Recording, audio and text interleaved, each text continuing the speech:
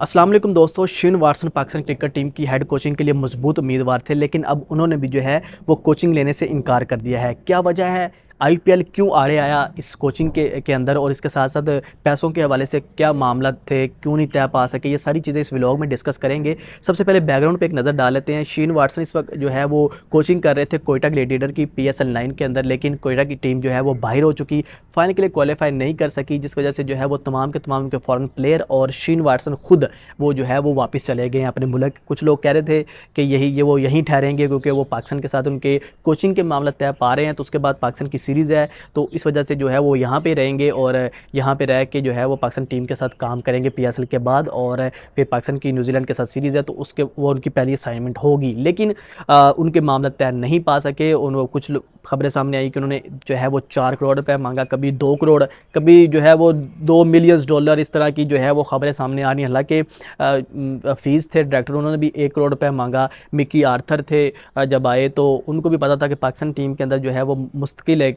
Job नहीं होती, जहाँ पे जैसे भी चेयरमैन जब तब्दील होता है 3 मंथ के बाद चेयरमैन तब्दील हो जाता है, तो जब चेयरमैन तब्दील होता है तो तमाम के तमाम जो ओहदे हैं उनमें भी इखाड़ बिछाड़ शुरू हो जाता है, जिस वजह से जो है वो उन्होंने अपनी जो है वो डरबेशर के साथ अपना कॉन्ट्रैक्ट ख़त्म नहीं किया और ऑनलाइन कोचिंग पे आए। पाकिस्तान को कन्विंस किया कि मैं ऑनलाइन अवेलेबल होऊंगा और ऑनलाइन अब टीम को देखूंगा, जिस वजह से वो ऑनलाइन पाकिस्तान की कोचिंग भी उन्होंने की। उसके बाद वर्ल्ड कप के अंदर उन्हें वो आए, जब उन्होंने कहा कि बड़ी असाइनमेंट के लिए मैं आऊँगा, तो ये मामला रहे। इस वजह से जितने भी गोरे हैं, जितने भी लोग हैं, जितने भी बड़े कोचेज़ हैं, वो इससे पहले देखते हैं कि पाकिस्तान के अपने मामला क्या हैं।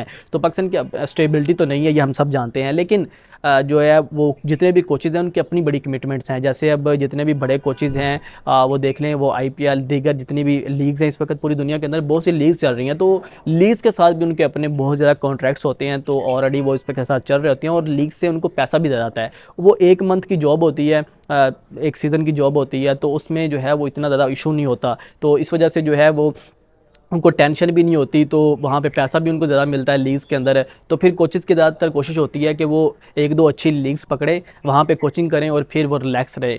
तो पाकिस्तान की टीम की कोचिंग करना और फिर किसी भी इंटरनेशनल टीम की कोचिंग करना वो एक फुल टाइम जॉब होती है। वहाँ पे आपको जो है वो तमाम के तमाम साल जो है पूरा साल वहाँ पे आपको अवेलेबल रहना पड़ता है और वहाँ पे जो है वो स्ट्रेस लेना पड़ता है। टीम की अच्छी कारकर्दगी, बुरी कारकर्दगी पे आपको बोर्ड को जवाब देना पड़ता है। तो इस वजह से मोस्टली कोचेज़ अब जो है वो कोशिश करते हैं कि किसी भी टीम की कोचिंग ना ली जाए, बल्कि कोई 1-2 छोटे कॉन्ट्रैक्ट्स पकड़े जाएँ और वहाँ पे जो है वो उनको कोचिंग की जाए। लेकिन अभी जो है वो शेन वाटसन को पाकिस्तान ने जो है वो बड़ी से बड़ी रकम भी ऑफ़र की, और इसके लेकिन उन्होंने फिर भी वो जो है वो मामला तय नहीं पा सके। उसकी सबसे बड़ी वजह थी IPL, क्योंकि शेन वाटसन जो है वो IPL के ब्रॉडकास्टर के साथ उनका मुआहदा हुआ है, वहाँ पे वो कमेंट्री करेंगे, जिस वजह से वो उन्होंने जो है वो कहा कि PSL के फौरी बाद पाकिस्तान की तो क्रिकेट लीग, पाकिस्तान की जो है वो सीरीज़ आ रही है न्यूजीलैंड के साथ, तो वो IPL जो है वो शुरू हो रहा है, तो वो IPL में नहीं जा सकेंगे, तो इस वजह से जो है वो उन्होंने कोचिंग लेने से इनकार कर दिया। फिर 1-2 और भी इंटरनेशनल लीग्स हैं जहाँ पे वो कोचिंग करते हैं। फिर उन्होंने कहा कि फैमिली के साथ भी उनके